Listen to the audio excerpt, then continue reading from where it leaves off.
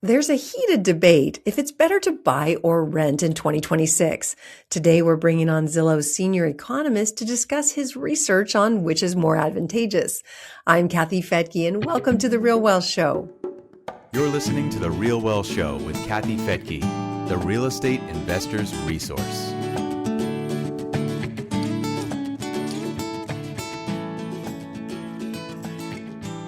In this episode, we're bringing back Orphe Divounguy to discuss renting versus buying. We'll talk about which is better financially, why this is market driven, and how investors can use the data to find the right markets to invest in today. But before we get started, if you want to see how far your investment dollars can go in today's market, just download our free PDF. It's called Affordable Real Estate Markets, How to Make Your Money Go Further. You can get that at realwealth.com/affordable markets. That's realwealth.com/affordable markets.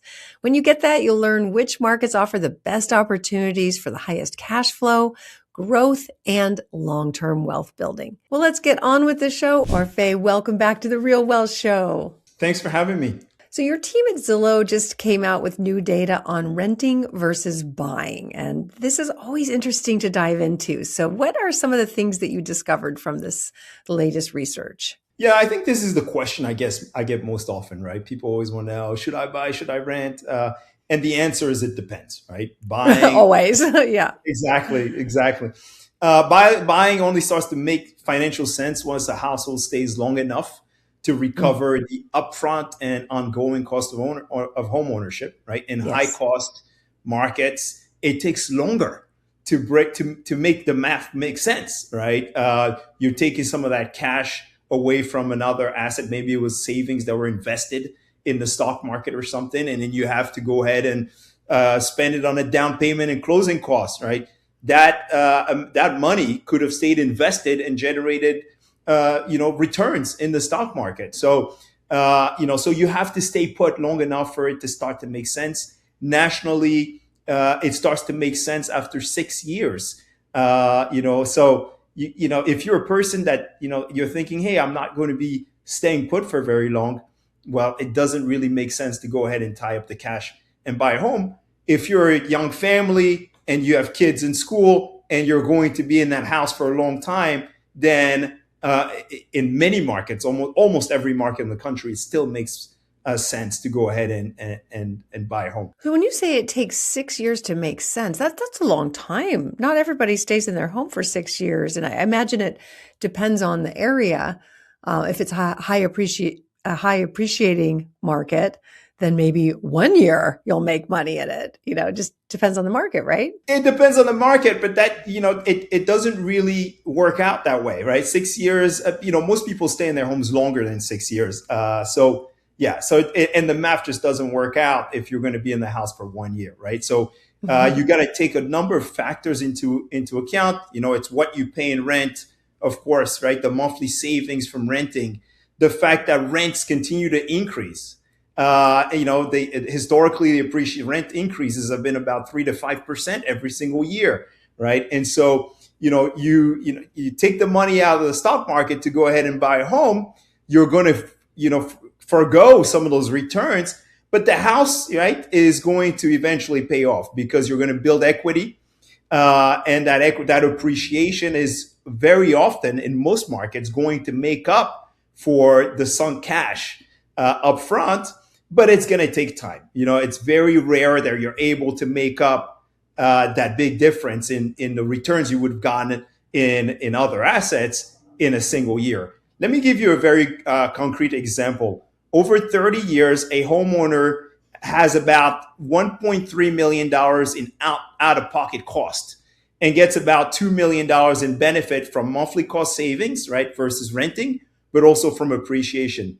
The renter spends about $1.5 million in rent over 30 years and earns just $313,000 from investing the foregone down payment at the risk-free rate. And if you assume like the 10% historical stock market return instead, right, and you're a little bit more optimistic, that foregone down payment grows to only about $1.2 million, still not enough to overcome the total cost of renting over 30 years, right? So that's the national picture. And so you could see when you do the math and take into account all of these factors that it would pay off to actually become a homeowner. It's just that it's not going to pay off right away. It's going to take a little bit of time. And with these calculations, are you saying that down payment would be about 20%? That's right. I'm assuming a 20% down payment. So if somebody did an FHA loan, maybe 3% down, they might get a bigger return in the end? Yeah, it really depends, right, on the market, right? Because you have 3% down and you get to keep some of the cash and you keep it invested, right? But the total interest you pay for that Is home more. also increases, right? So this illustrates the trade-offs that go into such an important decision for most families. And what about when you include tax benefits? Yes, our analysis does not include tax benefits, but again, of course, tax benefits, right? The mortgage interest deduction, all of that actually tilts the math in favor of owning, right? And so that's the other part that most people ignore, and for why really owning still makes sense, at least nationally, right? There are just a handful of markets on the West Coast where the disconnect between ownership cost and rents is so high that it just never pays to actually become a homeowner. Interesting. Okay, so what about say San Francisco versus Austin versus Tampa? I mean, are there different numbers when you look at those cities? Absolutely. If you look at you do a breakdown at the metro level, Columbus, Ohio is one of the cleanest markets, right, where real estate really wins, right? It's a strong example. The break even is about 4 years and 1 month. Over 30 years, the homeowner has about $1.1 million in out-of-pocket cost, right? If they stay put for 30 years, but gets a $3.1 million in benefit from monthly cost savings compared to renting plus appreciation. The renter would spend about $1.4 million in rent and earn just $296,000, if invested, the investment return was, the risk-free rate, which, roughly 5%. If, on the other hand, the money was invested at the historical 10% stock market gains, then the investment would grow to $1.2 million, still not enough to overcome the $1.4 million spent on renting over 30 years. So Columbus is one of those markets where, the math makes sense. Of course, as a real estate investor, I start with the market and then I go, the house, the unit you buy also, it becomes very critical, right? But if you're just looking at the market level, Columbus is one of those markets where rents are high, right? So a real estate investor will very often be able to cash flow, and the appreciation in that market makes it a clear winner. And when you compare that, of course, to markets like San Francisco or other markets in California, right? Those are markets where the cost of owning is so high, the initial hurdle is so high that you have to basically tie up so much cash up front that you're losing out so much in terms of investment returns, right? It just doesn't make sense. Yeah. Right? Unless you're And staying for the long term, or you just need to own something there because you have a family and don't want to have to move. Then perhaps it makes sense. I'm from the San Francisco Bay Area, so I've seen people make a tremendous amount of money in equity, but it's hard to get in. It's hard to get in. I often say, hard to get in. You're foregoing so much to get through the door, right? Yeah. And so that's a big hurdle. And of course, this type of analysis really illustrates, the trade-offs, all of the factors that you have to consider.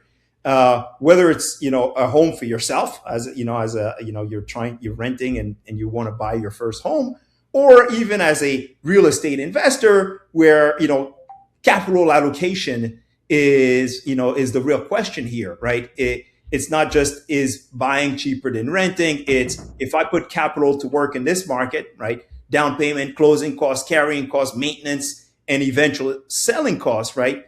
Do the cash flows appreciation and appreciation compensate me sufficiently? Or would that capital have done better somewhere else, like in the stock market? yeah, anywhere else. This is what I've told people for 25 years now. If you're in the San Francisco Bay Area, just rent. You can get the same house for much cheaper renting it than owning it, or apartment, and invest somewhere else where it does make sense. Take your money, you could invest it in the stock market or just buy real estate in a different market where the rents would cover the costs of that home plus cash flow plus some extra. Yeah, and it's not surprising that when you cut the data you look at home ownership rates across the country, right? Those markets where the math doesn't quite make sense are also markets with really low home ownership rates relative to everywhere else. So I think most people are becoming more and more aware of that, and they take really great care of their finances, and they start to really do the math. And so that's part of why we do this at Zillow. We want to help people.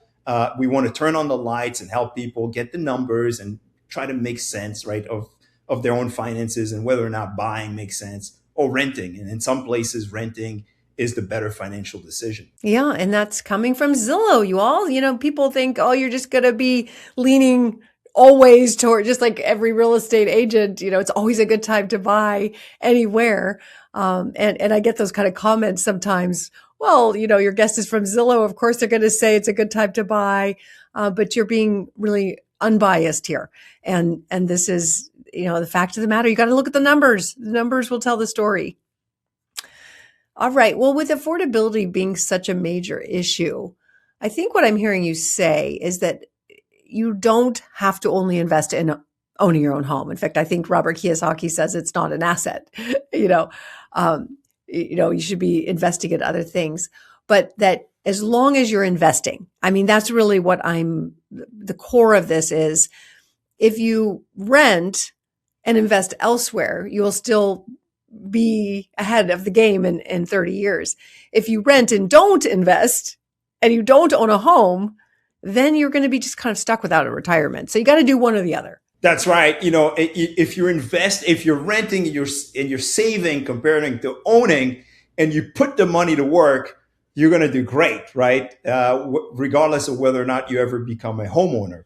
I think that is important. A lot of people think that the path, home ownership is the only way. It is not, right? But in some markets, it clearly makes sense that you should be a homeowner because you're going to lose out by renting over long periods of time, where basically rent increases continue, right? They don't wait for you. They keep going up and up. The rent is going up almost in every market. We got some markets in the Sun Belts where rents have continued to decline in the past few years.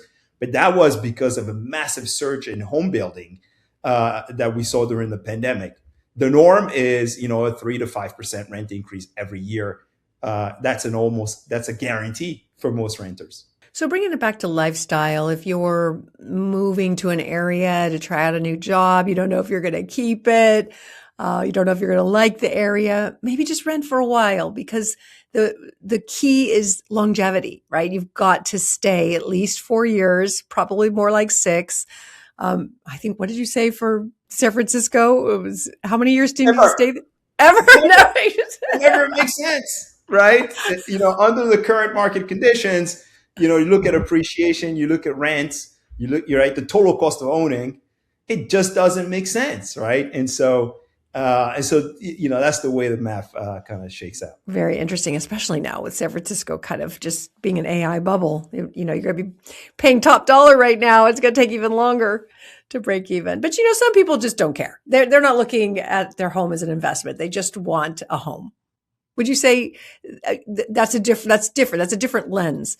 The lens you're looking through, and with this report at Zillow, it's really how far your investment dollar is going to go in owning your own home or investing in equities or the stock market. And you're absolutely right. You're absolutely right. It's a personal decision. And sometimes it's just, hey, I want the flexibility to do whatever I want to the house. Yes. Right. And I am going, and usually people who want that flexibility are people who want to stay put, right? They want to stay in place for a long time. And very often what our math shows is that when you want to stay in the same place for a very long time, it's also usually a good financial decision to actually go ahead and buy the house. Yeah. Yeah, so go try out an area, rent for a little while, see if you like it, and then if you plan to stay, then consider buying. All right, any final thoughts for our audience? Of course, they're looking at it from the lens of real estate as an investment. Yeah, I think ultimately is do the math, right? Do the math and come up with realistic assumptions before you make a decision. I think, even myself as a real estate investor, it's very tempting to get carried away and to not do the math seriously and to not test your assumptions, right? And to go ahead and kind of jump and do the thing. It's exciting, right? To look at housing. I love looking at housing. It's exciting to get in and to get a new deal, but it's important, so important to go ahead and sit down, crunch the numbers before you make that decision. Absolutely. The numbers tell the story. Yeah. All right. Orphe, thank you so much for being here on The Real Wealth Show. And thank you, Zillow and your team, for bringing us this data. It's a pleasure to be on. And thank you for joining me here on The Real Wealth Show. As a reminder, you can go to realwealth.com/affordable markets to get your free PDF full of data and information that pertains to how to get the best return on your investor dollars when choosing real estate. Again, that's realwealth.com/affordable markets. I'm Kathy Fettke. Thanks for joining me here on The Real Wealth Show. See you on the next episode.